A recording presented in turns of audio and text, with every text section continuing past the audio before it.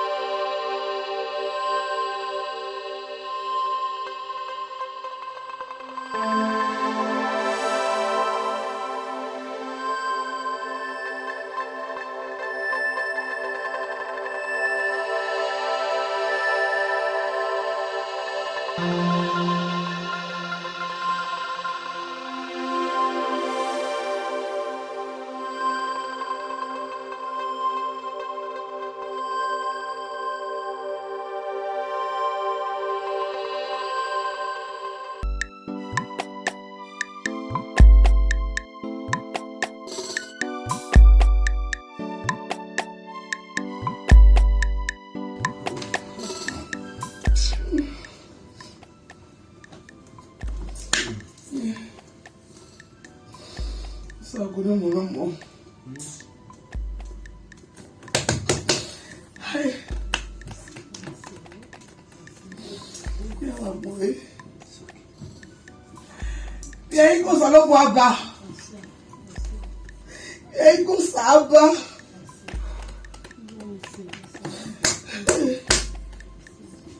Una lo que ti mami omo. Amen. Ima bi sabulo ni. Sabulo ni. Hey. Hey. Yeah, okay. President.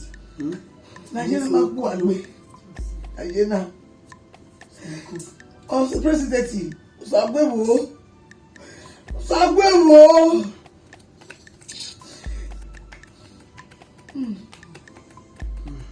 Hey. You ba wo ma se o. Wo pa. Sagbo o ya were. Iye ti tani ya la ko se. Sagbo le ra ile. Ìjẹ̀lẹ̀. Mami ọmọ. Ọ̀sẹ̀. President Mami Uzagwe. It's okay. Go. It's okay. A pastor. It's okay. Ogi Madim. Ogi Madu. Lebu Wadi and Mary Gyodu Nuwa. Irwana. Ibaburi any a baby really avon the room. Imagine you encourage you in prayers. These are trying times. Almost so pia na yalode. President Wawese. Sarako. Yo. Yes, you go there. Ìṣẹ̀lẹ̀ Òṣàkùnlọ́mọ̀lọ́mọ̀. Ọ̀fọ̀lẹ́rú òtótó ìrọ̀lẹ́ gbọ́dọ̀ mi lásòótẹ́ kò mi. Mẹ̀rún mẹ̀rún ìrìyá ibi inú ọ̀pàmọ́ Òṣàkùn is alive. Yes. And he sound and healthy. Yes. My girl. What would do?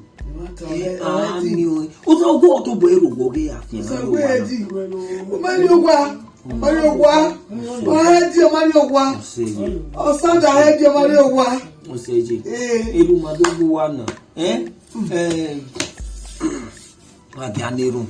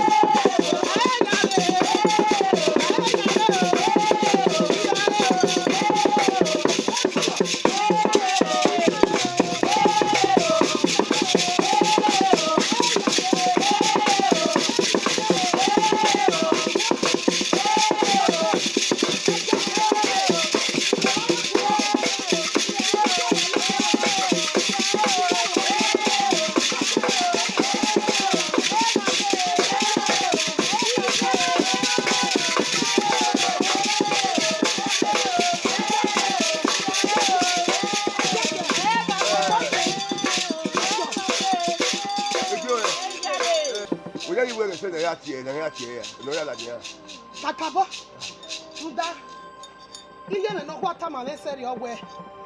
You can't to type Pecona.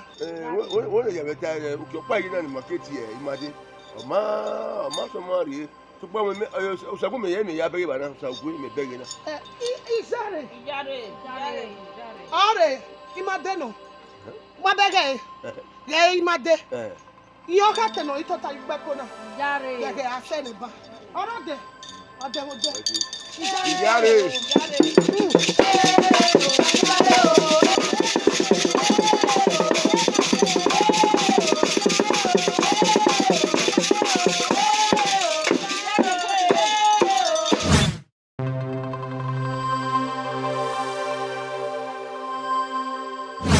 Camion!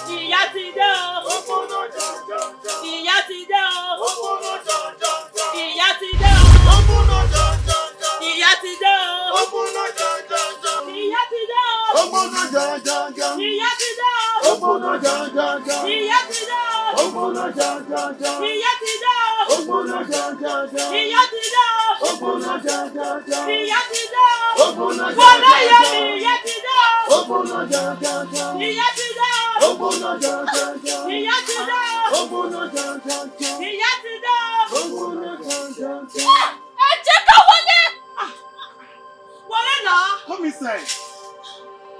I can't. Something is holding me back. Force yourself inside, please. My queen. You hear me? Please come in. You hear me? Your throne is waiting for you. You hear me? Bami, she has gone. I know! It's impossible to bring her to her throne. Please. Dago! Oh, look on Soyana. Ha! What are you doing? What put in the money for one clock? What could you do? In Gamugamu Fuleja. Or local now for one on the day. Are you?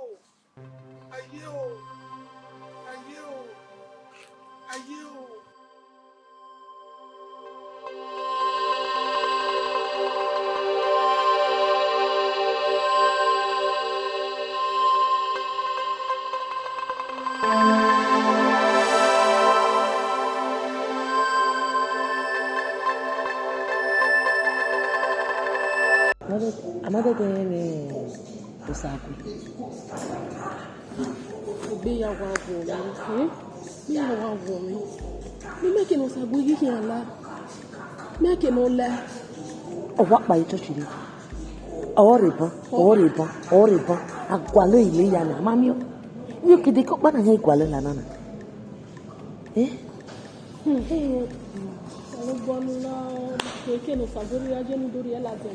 Ìfẹ́ o. President.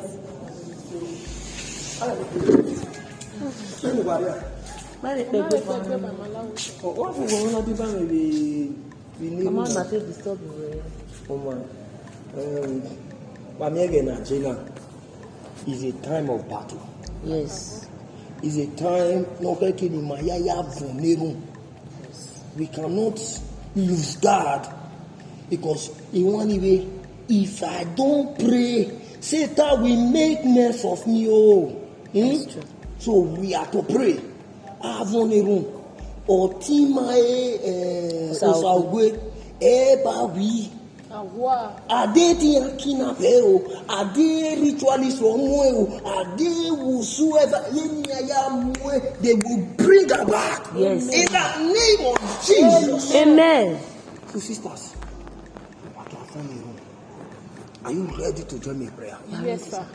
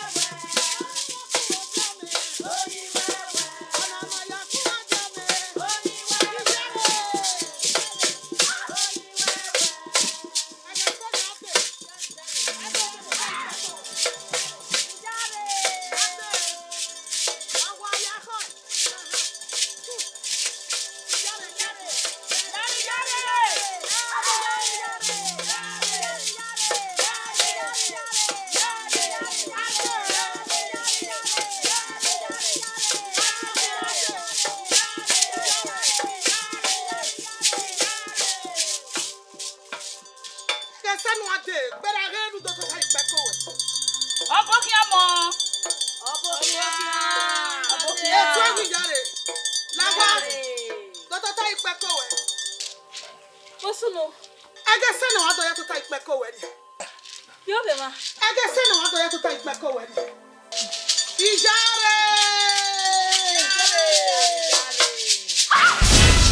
abokia gbera re ore ipeko we no ka ke no to ta yo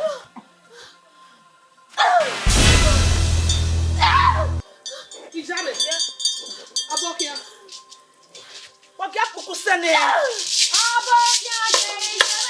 Kirele o. Abokia ye. Abokia ye. Kirele o. Abokia ye. Abokia ye. Kirele o.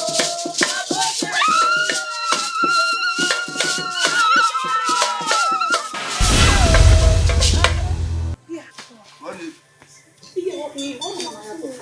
Kove no ka ke no to ta yo ore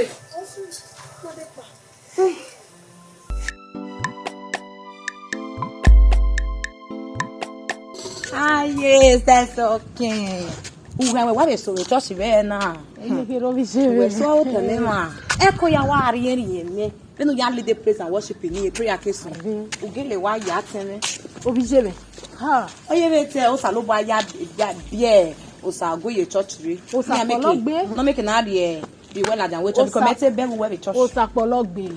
O sa lopa bi o sa go ye dere. Nu pa me make na ba. Eh o, even if you fe me church, no think give me gwale dey praise oro. Okay na to shock. Any ya ibe tama we ugwa asin wa agogo yo di wanu so iwan no mama iwan no ario doku me ekwe aleru we edu ni me do de koduku ario to ni wan no mama no so Brother, ekwe dede mo wa yeyi. Have a daughter for iniquity in the church. So osagwe pa America osagwe la agwe ya ni church osagwe we gbe osagwe bu ma de. So egberu na ruwa ni onwa na. Ekwu gwa wa munge. o Let us say wa kin.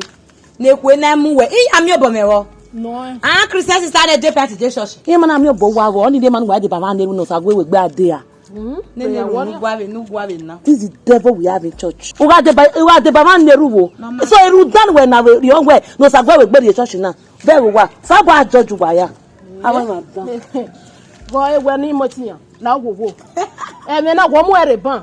Gume wa tamawe. Wo wo ni wo go me. iwan no mama no so o iwan asu ni wan baba o salobu ai me ekwe aleru ni koduku ni me do de koduku adio to ni wan no ma be manu so we no jere be ya sin wan mi no uge e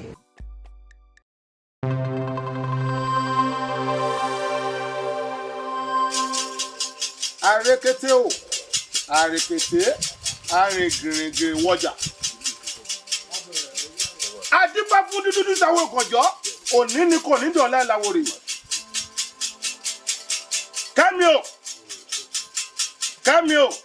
Kẹ́mi o we are still waiting for you Kẹ́mi stand up and take your throne your father gave it to us and you belong here.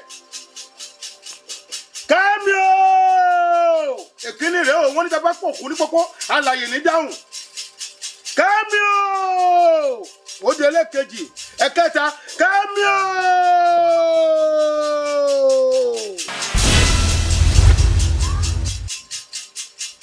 ó káre ọmọ ẹkùn ni yóò jọ máa bọ̀ ó yá gbéra ó káre wọlé ilé bàbá ọmọ kì í bọ́mọ lẹ́rù mo ní kó wọlé.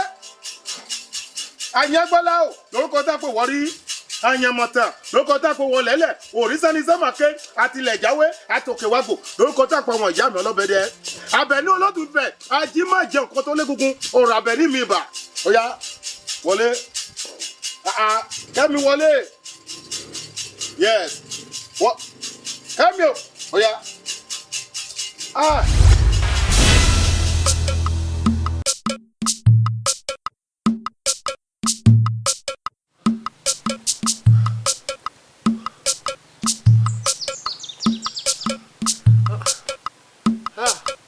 Wá.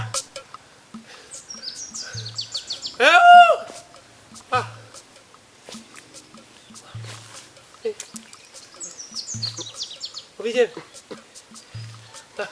La rio por me. Vije.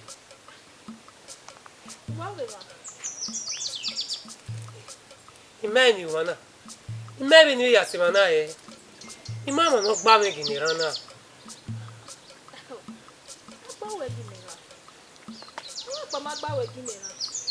Mẹ́ẹ̀tì pa.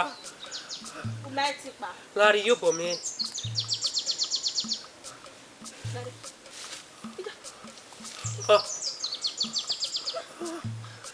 What's up with that way?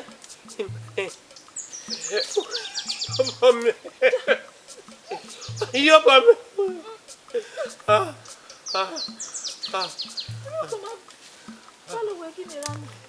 Mẹ́ẹ̀tì pa. Sagwe, what did you do? What did you do? You take one away. Why, Joe? Jay, who's in the gualo, man? You are you, ne baba give a. In your head, baby, 21 years now, and now when you are you not give a. The was when you have a wood dog, and they give raw, and would you have a? Only that way. Eh, If I do one. okay, one. Eh, me not go look on my time and you do. Huh? Hello, sir. Hello, sir. You No give a.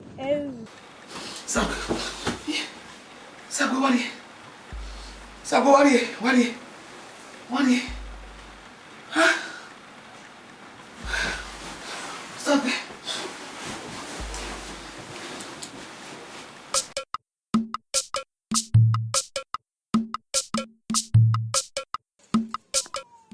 Yes, Daddy. Daddy, the dream was so scary.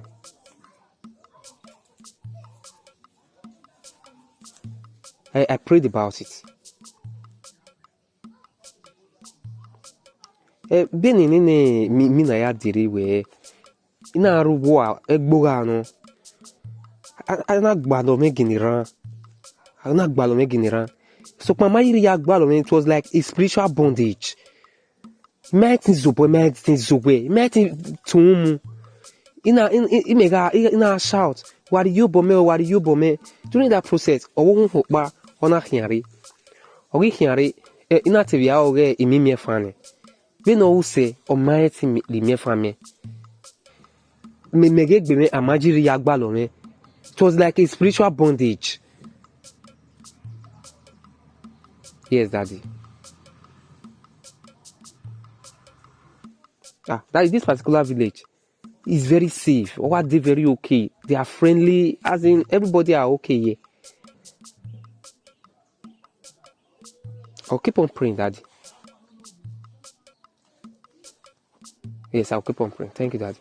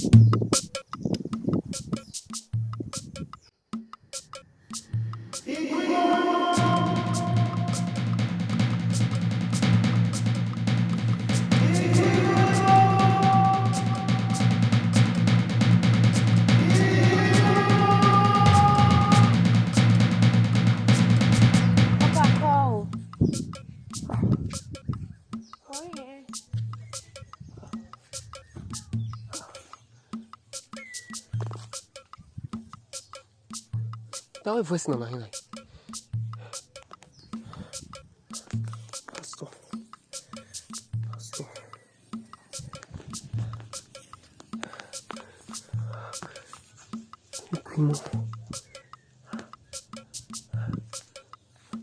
Hello, Pastor.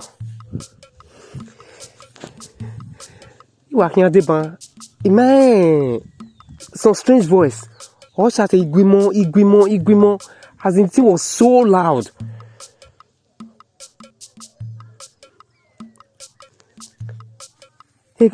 Enini me mai on de Igwimo. Imai enini de. Pastor, il de camp ibe bona. Igwe animala de imakedo sema. Imao we inyawe Igwimo. Ra e park ni na we la moto. Imao bi abi a shout Igwimo.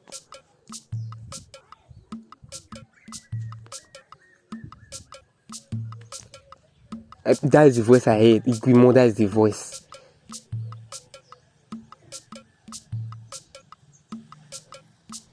Yeah, back on family, Google map.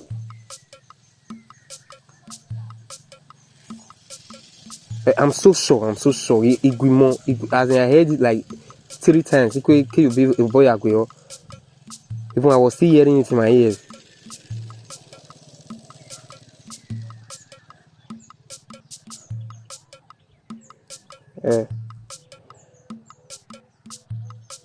You say so, Pastor. He is born again. He is to deceive me. He married that woman. No sabe the honey. He my girlfriend Eva. Pastor, he me manang with the yet TV.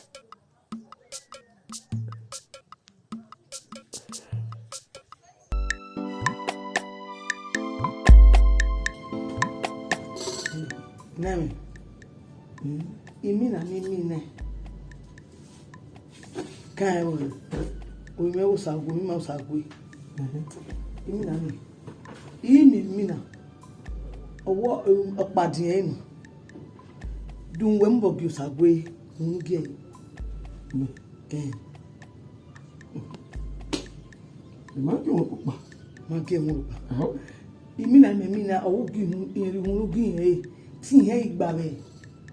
Opopa nya gi na. Iri wo gi en. Kí òun o ọwọ́ pa àgbẹ̀yàjẹ́ màdìlá kúgbé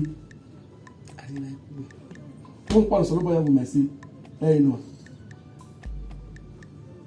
Nigeria fellowship ìwé náà máa lè yóò rẹ̀ lẹ́dẹ̀rẹ̀ ọ̀fọ́ wọ́n kí òun Hello sir. Ọmọ gé òun. wà gbóhùn yìí nìyẹn. Hello sir. Dun we gie nu gie osagwe dun nu gie. Dun nu gie. Owo eri nu gie yen. Ni ma gie ohun pa. Ni ma gie ohun. Ma gie ohun. Hello sir. E ko ta mo onu mule me. Onu mule me. Ako nyawo. Logo sir. Onu mule me. Ako nyawo. O ja uwe yi o ti me lo me ada ti wa yo sa ku Hello sir. Imano we ita mo ni.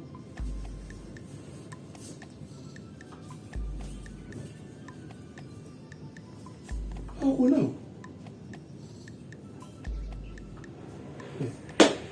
o so sa me ku me ọmọ ni me bie e ya ya zin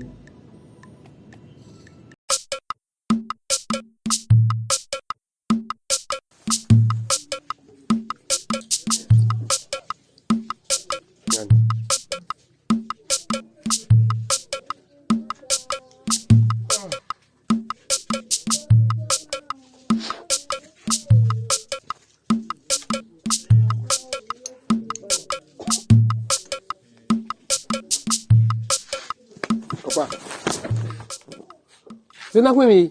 Kapa. Bena kwemi. Guy, wa wana me ngwane ya.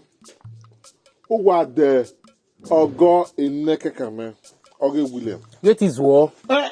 Tu zwa. Get is war. Uzwa. Kugba kege nu ya semana imana ri go no e danyo no e. E ra hin abijwe. Papa, o de ataba we. Wa de 4 bottle of William o de ataba we. 4 bottle. Ọkùlọ̀ máa kó ẹgbẹ́ tí a. Where the Boko? Who that? Where we are at me, Nime here, Zazi. Hi. See, wait a minute, I get what I want to tell you. I mean, that's about. I get what I want to tell you. Women want a man. Ma, copper. Yeah, we got women, and we got women. Look, my eye. You go down. Yeah, well, I'm not a warrior. I'm not your warrior. No, execute. You know, when I am. No, that's one. Any I got your memory. They need to put your memory. In a way of Daniel. Diku. How can you tell me not your memory? See, about when I agree or Daniel. Tell what I didn't know. No! Yeah, man, to be made where we run where you went now. But, man, I don't know how to go. Lago, and you know, here could when Nimina a cool relax. Disturb it. Copa Guimo, look at you. Copa Guimo. I hear you. Copa Guimo. Copa Guimo. Copa Guimo. Copa Guimo, no, since when we run or your. Yeah, it's even the Atama, this woman or your. Just only 4 bottles of you don't get it. Copper. Daniel, you know, let down more than you know. 4 bottles. Copper, Guimo. Who you want you? Any name, Copper Guimo, anywhere, Copper Science there.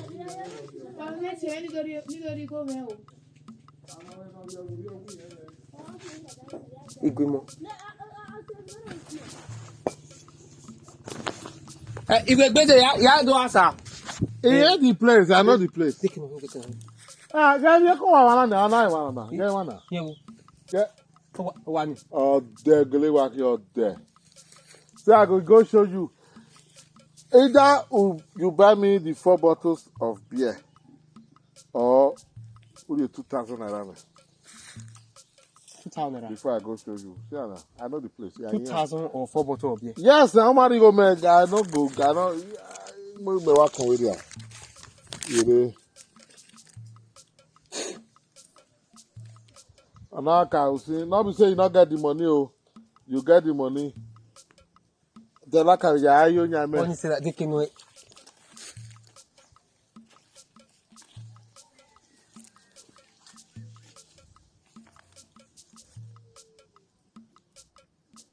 Ipaso. See, are you fana yagbera? Di na fi ekpo bana mani o ya ogwe maybe you don't feel we go. Are you go afio we go? They can wait. Ano. They can wait. Guimona. Sisi we come mami ni go. Kopa no worry me o. I worry well because when you watch that irresponsible way. Yeah, look at it. Igo nania.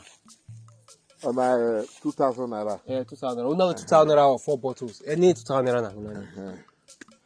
Oh no. Ime season na ye nika ya no we ban we. Dogun we kino ki a rather emi run opopo no na we ro ba opopo ori o. Na season go na yo. Yeah, man has a salary man. We shut me na. We go. Me go where my get the place in there. It's on imagine on me go. Taking no any Guimona. Oh, mwegbe no aya the 4 bottles of beer run down na in season na you go. Yeah, man has a salary. We na me go ya the 4 bottles no eh. 4 bottles is about 4,000 naira. Ojo buy mwegbe no aya Iguimo se. Kopa Iguimo kopa Iguimo. Àwọn no mwegbe agbon. Awo pa ya o. Ojo ma mwegbe. Agwe, you not serious for life. You be like say you not serious. Or not serious. See, open I think for one day. How much now? You be like say you not serious. You buy the 4 bottle abi ude. Yeah, I did the 4. If you had the 4 bottle now.